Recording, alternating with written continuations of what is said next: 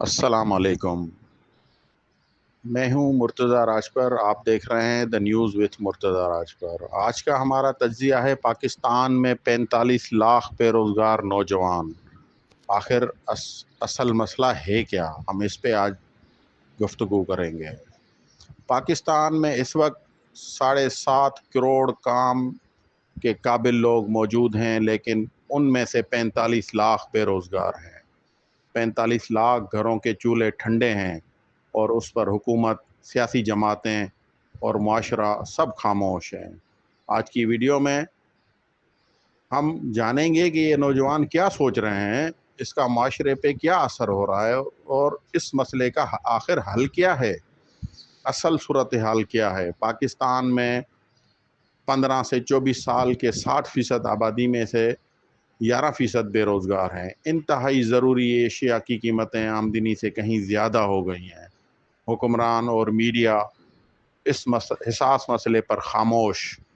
موسمیاتی تبدیلی پر فنڈز، سیاسی جماعتوں کے لیے ترجیحات، مگر نوجوانوں کی روزگار کے لیے کوئی منصوبہ بندی نہیں ہے۔ بے روزگاری کے اسباب: ٹیکنالوجی کے باعث پرانے ہنر اور پیشے ختم ہو رہے ہیں۔ مصنوعی ذہانت اور خودکار نظام کی وجہ سے نوکریاں کم ہو رہی ہیں۔ تعلیم یافتہ نوجوان ڈگریاں لے کر بیٹھے ہیں، مگر مارکیٹ میں ان کے ہنر کی طلب نہیں ہے۔ ہر ماہ سینکڑوں تجربہ کار ہنرمند فارغ کیے جا رہے ہیں۔ 4000 PhD ہولڈر تک بے روزگار ہیں ہمارے پیارے پاکستان میں۔ ریاست کی ذمہ داری: دنیا بھر میں ریاستیں 50 سال تک کی منصوبہ بندی کرتی ہیں۔ شعبوں میں کتنے افراد درکار ہوں گے؟ پاکستان بنیادی طور پر زرعی ملک ہے، مگر فی ایکڑ پیداوار بڑھانے کی کوئی مؤثر منصوبہ بندی نہیں ہوتی۔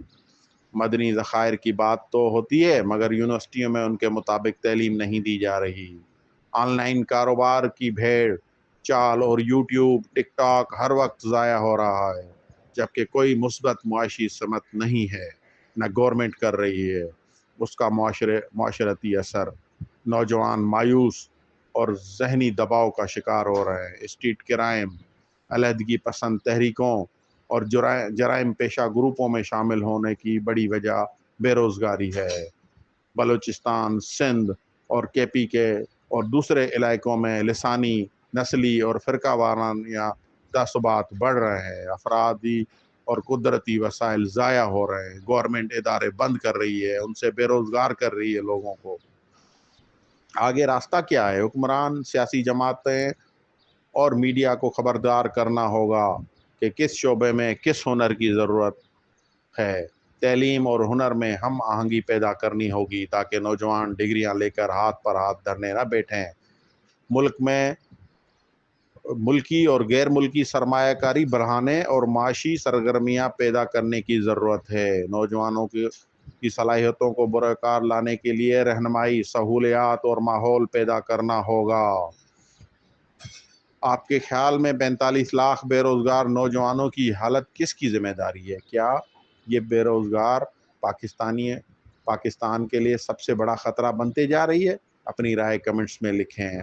اگر آپ مزید ایسی تجزیاتی تحقیقات دیکھنا چاہتے ہیں تو یہ channel the news with Murtaza Rajpar کو سبسکرائب کریں، ویڈیو کو لائک کریں اور بیل آئیکن ضرور دبائیں تاکہ ہم پاکستان کے اصل مسائل پر آواز اٹھاتے رہیں۔